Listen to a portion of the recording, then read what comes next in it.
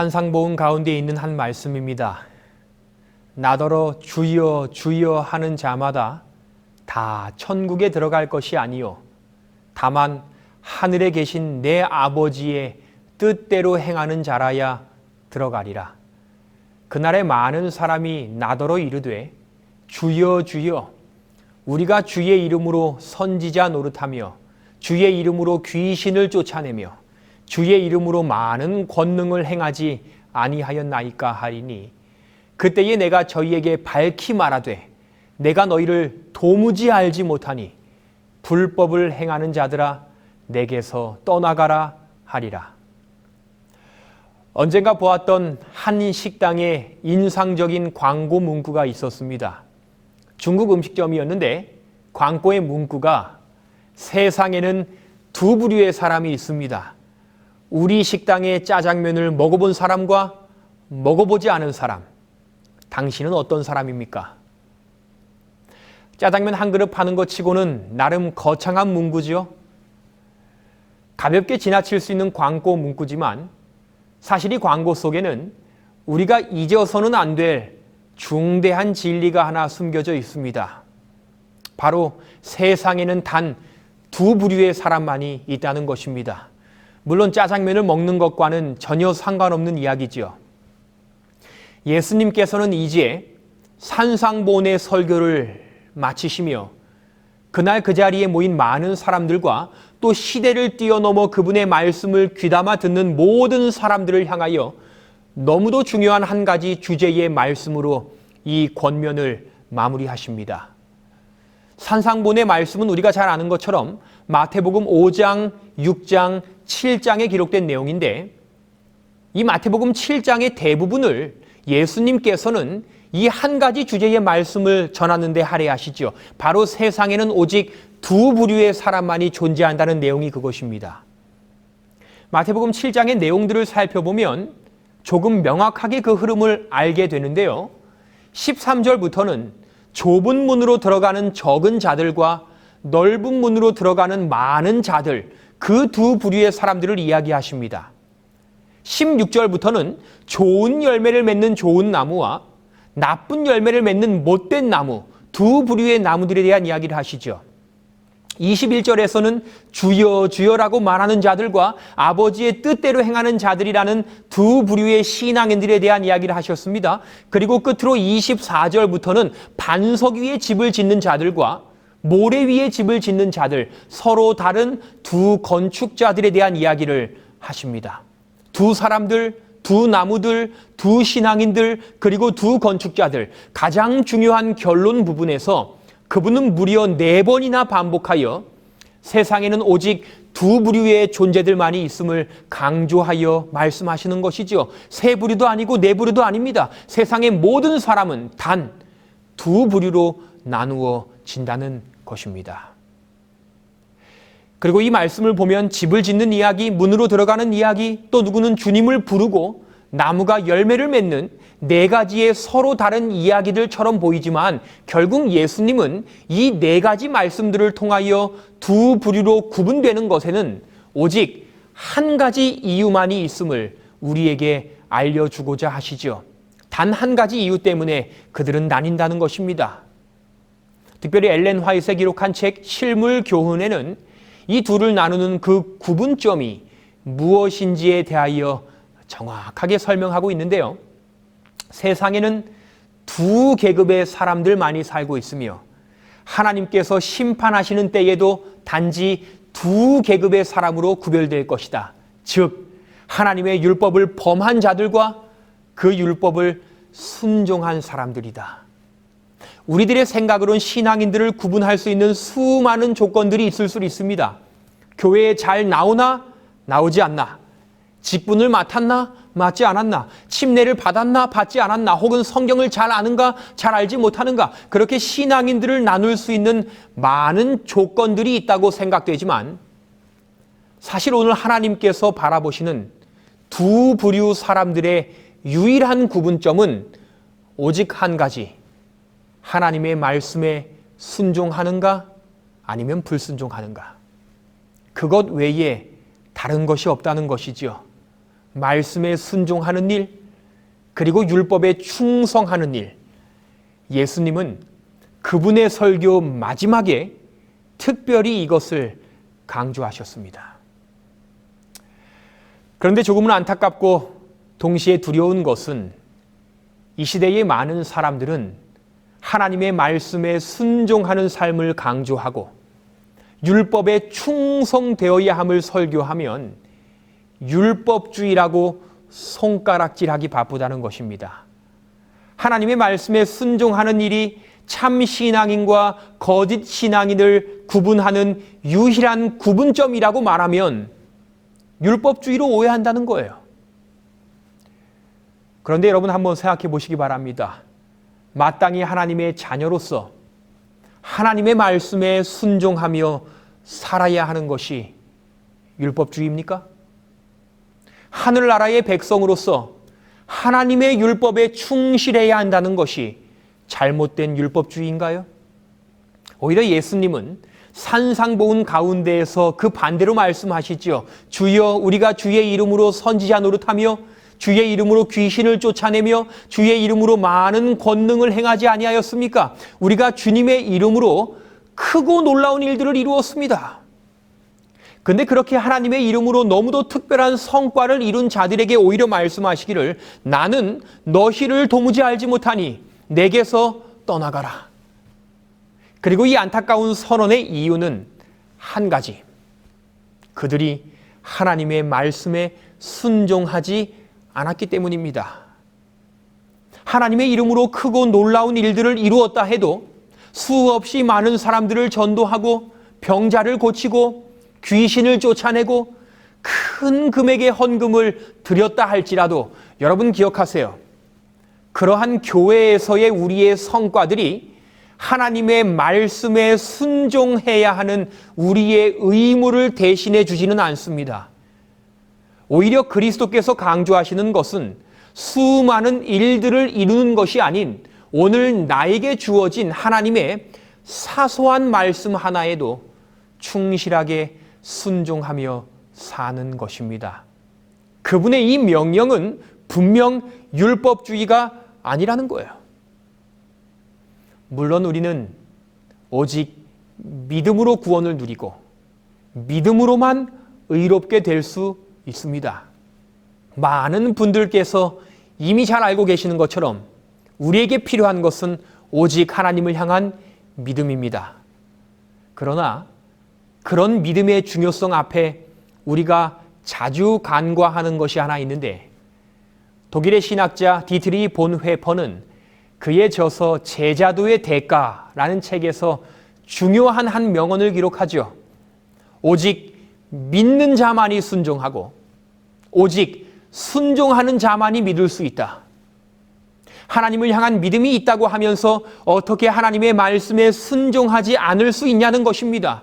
동시에 하나님의 말씀에 어긋나게 살면서 어떻게 하나님을 향한 믿음을 가질 수 있겠냐는 겁니다. 그럴 수 없다는 것이죠. 바로 이것이 예수님께서 산상보훈의 말씀을 마치시며 마지막까지 많은 사람들에게 심어주기를 원하시는 거라는 거예요. 그렇게 사랑하는 여러분, 오늘 우리가 하나님을 향한 진실된 믿음을 소유하기 원한다면 우리는 분명 하나님의 말씀대로 살아가는 일이 필요합니다. 그리고 그분의 말씀 그대로 살아갈 때에 우리들은 결코 절대로 실망하거나 후회하지 않을 것입니다. 그런데 이제 여기서 한 가지 문제가 생기지요. 예수님은 오늘 말씀에서 순종하는 삶을 강조하셨는데 문제는 말씀에 순종하는 일이 어렵다는 것입니다. 아니, 우리들의 삶만을 생각해 보면 그 일이 불가능하다는 것입니다. 말씀에 불순종하며 사는 것이 우리의 삶이라는 것이죠. 아주 오래전 초등학교 시절에 그때는 학교 앞에서 자주 병아리를 파는 아주머니들이 있었습니다. 노랗고 뽀얀 그 병아리들이 보기만 해도 얼마나 예쁜지 수컷 병아리는 300원, 암컷은 500원. 서로 다른 상자에 구분해 놓고 팝니다. 그런데 지금 생각해보면 병아리는 암수 구분하는 것이 전문가들도 힘들다고 하는데 어떻게 그렇게 박스 안에 딱 분리해 놓고 가격을 200원이나 더 받았는지는 잘 모르겠지만 어찌되었든 100원, 200원 부모님께 받는 용돈들을 아끼고 모아서 병아리 아주머니가 오는 날이면 언제나 저는 수컷이 아닌 암컷 병아리를 사왔습니다. 왜요? 알을 낳아야 하니까요. 지금 생각해봐도 큰 계획을 세우는 어린아이였지요. 병아리를 사서 집에 얼른 데리고 들어와 박스로 집을 만들어주고 또 모이를 주고 그 옆에 쪼그려 앉아서 하루 종일 쳐다봅니다. 또 귀여우니까 이 병아리를 들었다 놨다 안았다 내려놨다 그렇게 귀찮게 하는데 며칠을 견딘 게 대단합니다. 항상 이틀 정도 되면 눈을 감고 꾸벅꾸벅 졸아요. 힘이 없어서 죽으려고 하는 것이지요. 그러면 저는 잠들면 안 된다고 바람도 불고 춥지 말라고 품에 안기도 하고 그렇게 애지중지해도 제 마음을 하나도 몰라주는 것처럼 이 병아리는 눈을 감고 천천히 죽어갑니다. 그렇게 죽어가는 병아리를 보면서 얼마나 울었던 기억이 있는지. 근데 제가 그 경험을 통해서 한 가지를 느꼈어요. 제가 이 병아리를 아무리 아끼고 사랑해서 죽지 않게 하려고 발버둥 쳐도 이 죽어가는 조그마한 병아리 한 마리를 다시 살아나게 할 힘이 저에게는 조금도 없더라고요. 우리가 말씀을 사랑하고 그 말씀에 순종해 보려고 발버둥 쳐도 우리에게는 아주 작은 말씀 하나도 우리의 삶에 살아 숨쉬게 할 힘이 없습니다. 말씀이 생명이 되는 그 순종할 힘이 우리에게는 없습니다. 그게 우리의 문제입니다. 그게 우리의 본성이고 우리의 연약함입니다. 순종할 힘이 없다는 거예요. 그러면 포기해야 합니까? 안 될 것 그냥 그만두어야 합니까? 그렇게 낙담해 있을 우리들에게 하나님은 약속하시죠. 한 책에는 이런 약속을 소개합니다. 하나님의 눈은 당신의 양심적이며 충성된 자녀들을 지키고 계시며 주님께서는 저들이 당신의 모든 계명들을 지킬 수 있는 길을 마련해 주실 것이다. 모든 계명들을 지킬 수 있는 길을 마련해 주실 것이다. 또 이런 기록이 있습니다. 그대는 불가능하다고 생각지 말라. 오히려 나는 할 수 있다. 나는 꼭 하련다라고 말하라. 그리하면 하나님께서는 성령을 통하여 그대의 결심을 돕기로 서약하신다. 여러분, 우리는 할 수 있습니다. 하나님의 말씀에 순종할 수 있습니다. 순종할 힘이 전혀 없는 것이 사실이지만 오늘 하나님께서는 순종할 수 있는 길을 마련해 주셨기 때문에 그 길을 통하여 우리는 할 수 있습니다. 그분은 우리를 도우신다는 거예요. 사실 예수님의 산상복음 오늘의 본문들을 잘 생각해 보세요. 거기 답이 있습니다. 왜 그분은 이 말씀에서 하필 좁은 길, 나무, 신앙인들, 그리고 반석으로 말씀을 하셨을까요? 거기에 이유가 있죠. 그분은 먼저 좁은 문과 넓은 문으로 통하는 좁은 길, 그리고 넓은 길을 말씀하셨습니다. 우리가 선택의 기로에 있다는 것이죠. 어떤 길을 가시겠습니까? 중요한 것은 예수님은 길을 말씀하시며 이런 말씀도 하셨습니다. 내가 길이요. 그분이 길이에요. 그분은 좋은 나무와 나쁜 나무를 말씀하셨습니다. 동시에 그분은 이런 말씀도 하셨어요. 내가 참 포도나무니 그분이 나무입니다.